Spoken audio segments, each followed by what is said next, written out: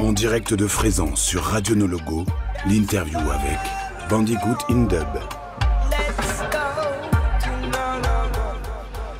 On est de retour en direct sur le plateau de la radio. Léo, Bandicoot in Dub nous a rejoint. Bienvenue à toi.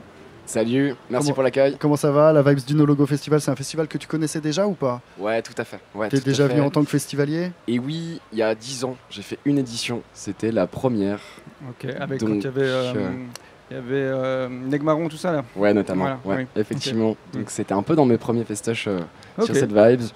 Donc du coup, pour les 10 ans, ça fait une petite boucle bouclée, quoi. C'est vrai, tu étais déjà musicien à cette époque? Oui, Oui. ouais, carrément.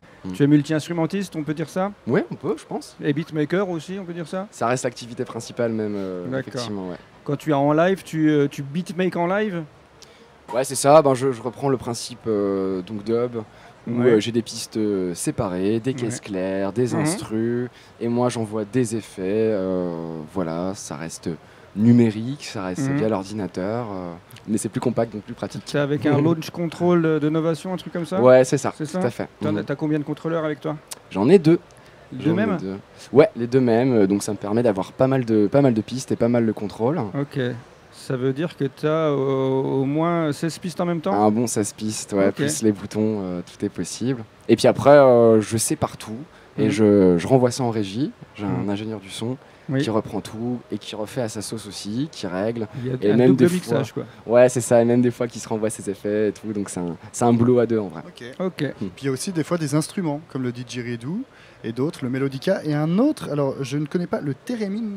Ouais. C'est ça? Tu peux Ouais. nous présenter cet instrument? Parce Oui, bah, le theremin, c'est marrant, c'est un instrument qui revient un petit peu sur le devant de la scène, enfin plus ou moins, mais ça commence. C'est le premier instrument électronique qui a été créé, donc ça a plus de 100 ans. En vrai, ça a été créé par un russe, Léon Theremin. Et voilà, c'était utilisé beaucoup dans des orchestres, enfin de toute façon la musique de l'époque, quoi, en début 1900. Oui. Et puis c'est revenu plus tard, dans les années 60, avec tout ce qui est la vague un peu psyché, Led Zepp, etc. Ouais. Ensuite, il y a eu les années 80, avec les Jean-Michel Jarre, les Ondes Martelot, tout ça. Et puis là, sur la scène électro, par exemple Brain Damage en utilise un, on a aussi Allied Tribe qui peuvent en utiliser. Enfin bref, ça reste un truc un peu magique. Ça se branche en jack ou il y a un haut-parleur? Non, ça se branche en jack. Ok. C'est vraiment que des circuits électroniques avec Mhm. des ondes qui captent. Donc on peut imaginer un cercle autour de l'antenne. Et ça vient capter des corps étrangers. Ah, c'est le fameux instrument qu'on joue avec sa main dans l'air. Exactement, Ah, c'est ok, ça, ok, c'est ça. d'accord. Ouais. Et donc visuellement, sur scène, c'est plutôt cool. Ouais. Et du coup, c'est un peu ma dub sirène à Ok. moi, quoi. Voilà. Très bien, très bien. Tu as joué il y a quelques heures, tu étais le deuxième sur le Dub Factory. Comment ça s'est passé avec le public? Ils étaient réceptifs, il y a un album Odyssée que tu dois jouer, justement, comment ça s'est passé? Ça s'est super bien passé. C'est vrai que des fois, au niveau du line-up, on a toujours un petit peu peur du dimanche et des horaires un petit peu tôt. On se dit, est-ce que les gens vont suivre? Est-ce qu'ils seront réveillés du camping? Et méga surprise, ça s'est franchement vite rempli. Et en fait, on se rend compte qu'on est dans un truc un petit peu conquis au No Logo. C'est-à-dire que les gens, ils aiment le reggae, ils aiment le dub, il n'y a pas de surprise. Et ils te le renvoient direct, quoi. Ok. T'as moins besoin, entre guillemets, de te battre pour soulever un petit peu les gens, tout simplement. Mhm. Ça, c'est des choses qui t'arrivent de devoir, comme tu dis, te battre. Entre guillemets, ouais, alors me battre dans le bon sens. Oui, on imagine tous. Tout à fait, c'est-à-dire que mon projet, il tourne sur des festivals dub, électro, mais sur pas mal d'autres festivals, finalement, grand public. Mhm. Je sais pas, sur cette saison de festival, ça m'est arrivé de clôturer une soirée rock metal, par exemple, où je me demandais, mais qu'est-ce que je fais vraiment là? Ouais. Et finalement, vu que j'ai un côté un petit peu agresse, limite rock punk dans l'attitude et dans les sons, Mhm. en fait ça marche colle. aussi. Oui. Festival World Music, bien sûr le didgeridoo, ce genre les influences que je reprends, ça Mhm. m'aide aussi. Donc c'est un projet qui reste très large et très accessible. Finalement. Ouais. Et ça t'a surpris, c'est ça? Aujourd'hui, Pas spécialement la performance d'aujourd'hui, mais ce que tu dis là, le fait que ça puisse être large, que tu puisses être dans du metal, dans du world, Peut-être dans des festivals familiaux.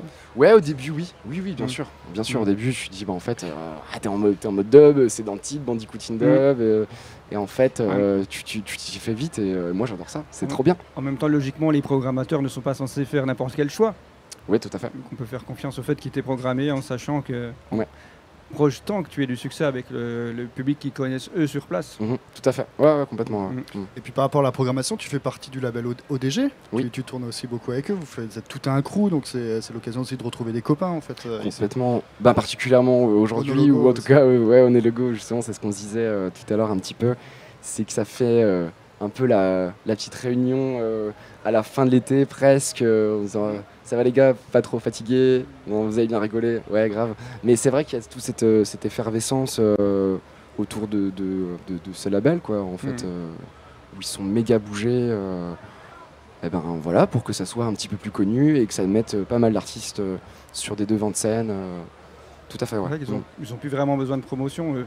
C'est les artistes qui font. Le label Voilà, le label, il a plus besoin de promotion, quoi. C'est vrai. Alors effectivement, dans ce label, tout ce qui est proposition de clips ou ce genre de choses, c'est à toi d'amener les choses, de dire voilà, moi cette sortie d'album, je la vois comme ça, avec une certaine stratégie. Ils te prennent pas par la main non plus. Mais en même temps, voilà, il y a ce support, il y a quand même cet engouement derrière.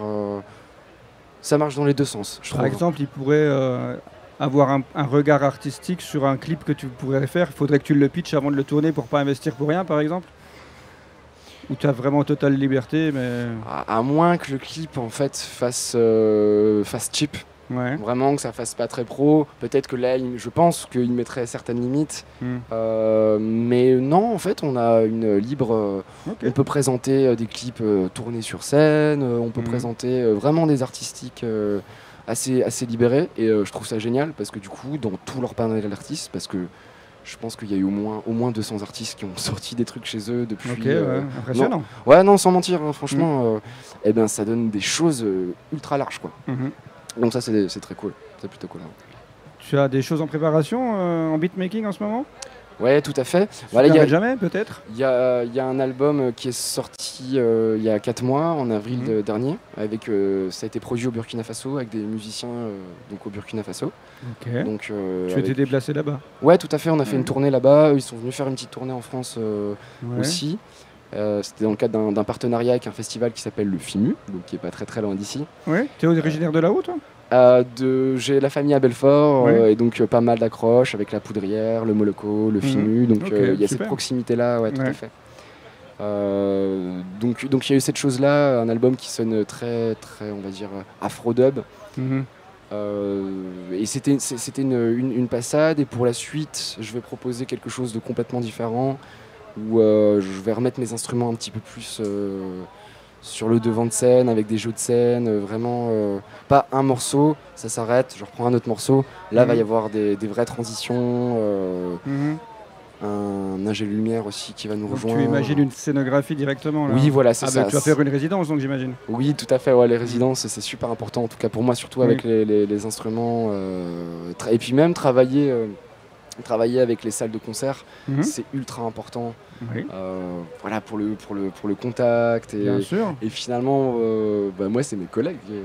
En fait, je compose beaucoup dans mon home studio. Et je vois des fois pas grand monde sur une semaine. Voilà, j'ai mon collègue ingé son qui me suit sur les tournées. Mais le fait d'aller dans les salles de concert, de discuter, de travailler son son là-bas, c'est très important pour moi. Tu fais aussi du culturel quand tu es dans une salle de concert ? Souvent, ils demandent ça en échange à un artiste en résidence. Un peu de médiation culturelle, comme ils disent, quoi, avec des classes, avec des publics un peu hors cadre de la musique actuelle. En fait, moi, mon projet, ça fait 2 ans qu'il tourne, donc je suis intermittent depuis 2-3 ans. Mais avant ça, je suis éducateur spécialisé. Et donc, j'ai travaillé avec pas mal de publics où déjà la musique, je l'utilisais comme outil d'accompagnement. Et forcément, aujourd'hui, je fais encore de médiation culturelle. C'est quelque chose que je garde quand même un petit peu. J'ai de moins en moins le temps. La musique, ça prend quand même beaucoup plus. Mais j'ai gardé cette partie là. Et notamment, ça passe, t'as raison, avec les salles de concert à fond. Ouais, carrément. Ça fait un appui, quoi. Ouais, C'est vrai. Et puis moi, j'aime bien. Ça sort aussi des zones de confort. Qu'on fait des représentations un peu de fin d'année, j'ai limite plus les miquettes que aller sur une grosse stage parce que et ça implique plus de gens, quoi. Ouais, c'est ça, parce que quand j'arrive sur scène, mon show je le connais, même s'il y a toujours un enjeu et tout, mais c'est vrai que quand t'es avec ça peut être des jeunes ou même des fois des adultes aussi, il y a des choses que tu peux pas contrôler. Ils peuvent faire nawak sur scène ou quoi, et c'est le jeu aussi, mais forcément ça met une pression. Donc ouais, c'est quelque chose que je garde. Il y a des choses qui mériteraient d'être ressorties peut-être sur un label. Tu te dis, il y a des trucs, celui-là, c'est con que je puisse pas le sortir. Avec eux? Ouais. Ou jamais, non, mais c'est une bonne question. Je sais pas.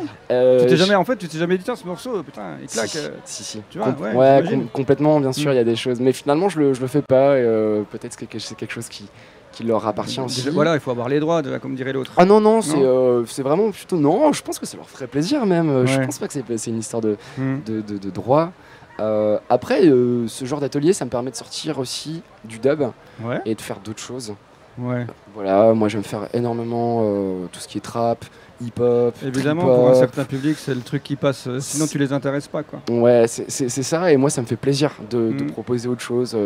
Voilà, à ce moment-là. Bon, donc tu voudrais pas qu'on t'identifie à du trap, quoi.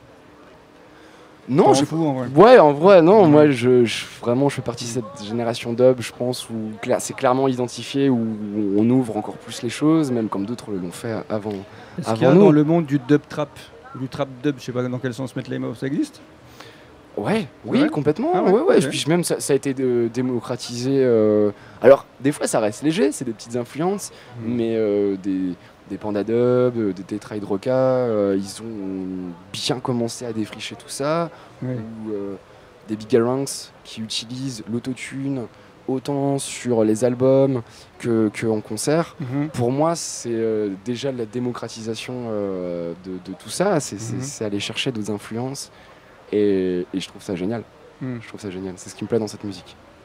Ouais, c'est chouette. JB?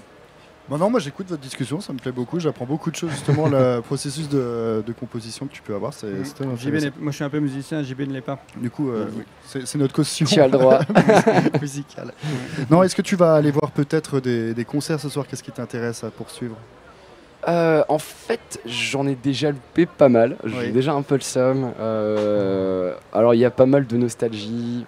Massilia notamment, Johnny Osborne qui passait en même temps que moi. En fait, c'est compliqué si vous voulez sur les 3 jours. Je pense que tous les groupes m'intéressaient. Il y avait pas beaucoup de la programmation que je connaissais pas. Ça me rassure quelque part. Ça veut dire que je suis à peu près dans le coup. Donc ouais. Après, il y a aussi une découverte d'Emkaz qui passait juste après moi. Voilà, un dub très, on va dire un peu mécanique comme ça. Ils ont les masques sur scène. C'était une chouette découverte. Mais voilà, toujours dans la nostalgie, on va faire un gros coucou à Cypress Hill de loin. Je les ai vus il y a 10 ans aux Eurokéennes. Et voilà, en fait, c'est trop important qu'on ait été festivalier pendant des années, de revoir ces groupes-là, de partager des line-up avec eux. Les groupes ou même juste des festivals. J'étais à rencontrer Racine il y a pas très longtemps, fin juin, donc en Franche-Comté aussi. Et pour moi, c'était génial de boucler cette boucle parce que c'est des festivals qui t'ont élevé dans ta culture musicale. Et voilà, c'est important. Et nos logos, ça en fait clairement partie. C'est génial, c'est chouette. Tu as vécu un beau moment de scène. Tu as fait ça avec le public. Oui. Et puis avec ton ingé son aussi. Ouais, complètement. C'est important. C'est super important d'être plusieurs. L'équipe s'agrandit. Le projet a 2 ans, mais l'équipe s'agrandit déjà. Et je trouve ça génial. On va te libérer pour que tu puisses enfin profiter d'être dans le public. C'est un plaisir d'être avec vous. Et puis on te souhaite bonne chance, tout de bon pour tes prochaines productions. Merci beaucoup. On est sûr que tu seras forcément programmé assez facilement sur des dates l'année prochaine. Normalement. Bah oui. Inch'Allah. Ouais, je pense bien. Merci pour ta présence et ta gentillesse. Merci beaucoup les gars. Merci beaucoup. On continue en musique? On continue en musique. Voilà, c'est ta phrase. Voilà, continue en musique.